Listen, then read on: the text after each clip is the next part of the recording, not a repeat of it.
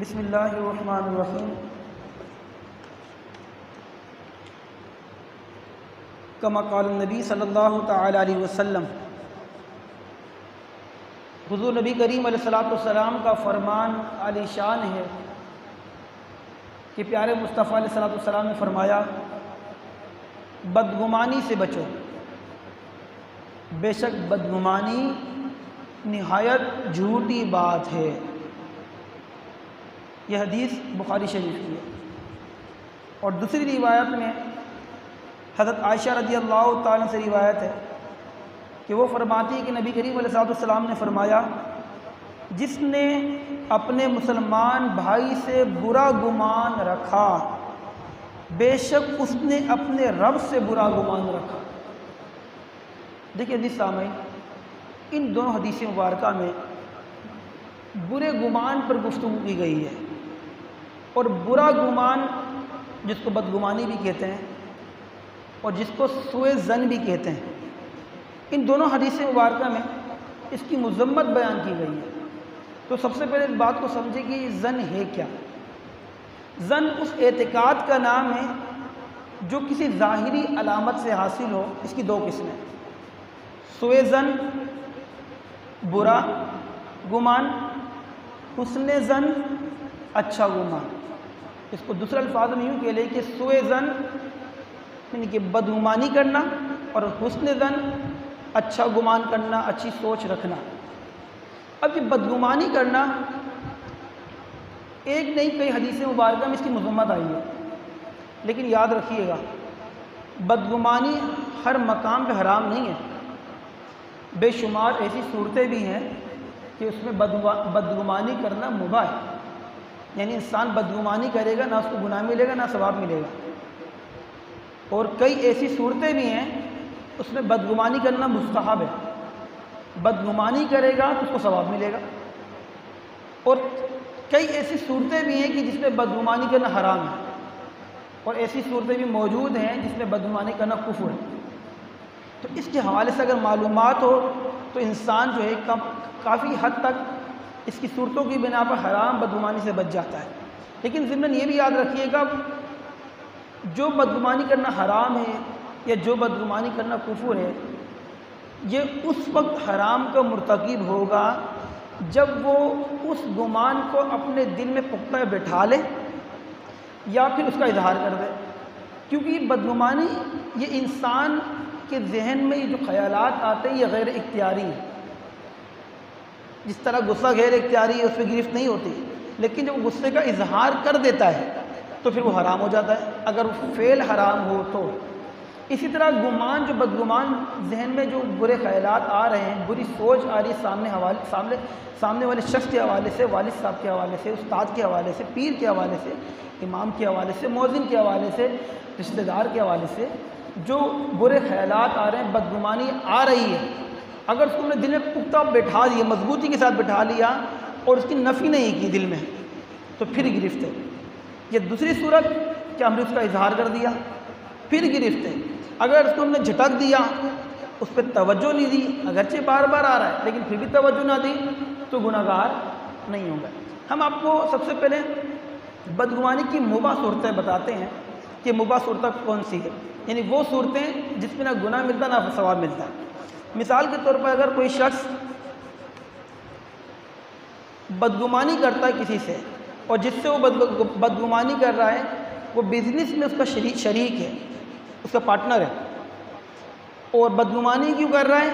تاکہ میں اپنے مال کو نقصان سے بچا سکوں۔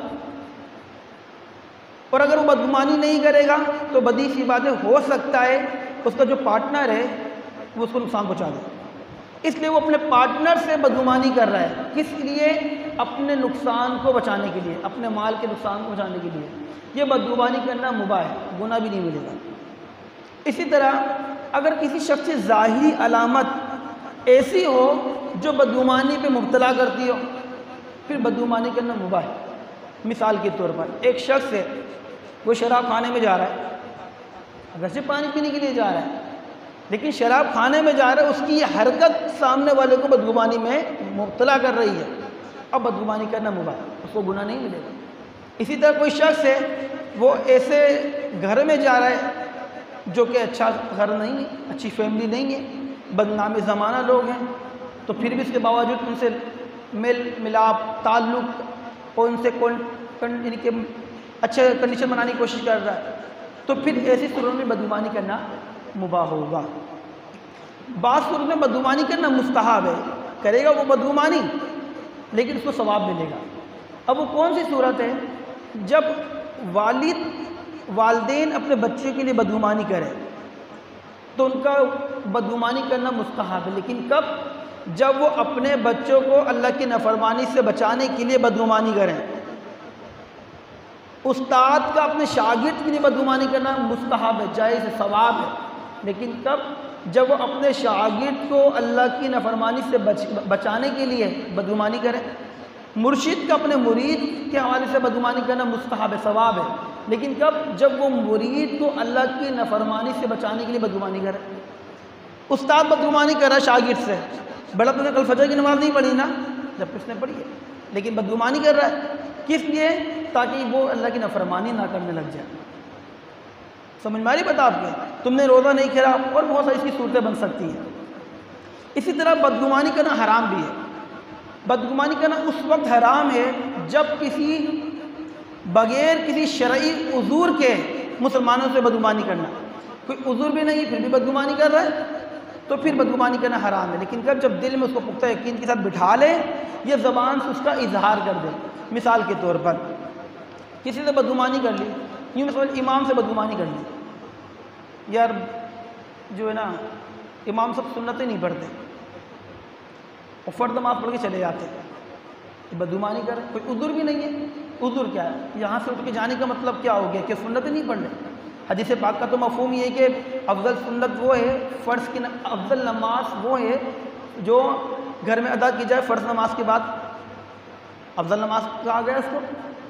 اسی طرح امام صاحب کو دیکھا کھڑے ہو کے پانی پی رہے، بدگمانی کر لی، یہ دیکھو مولوی صاحب ہیں، ہم کو سنت کی تاکید کرتے ہیں اور خود کھڑے ہو کے پانی پی رہے ہیں، حرام کام کر رہے ہیں۔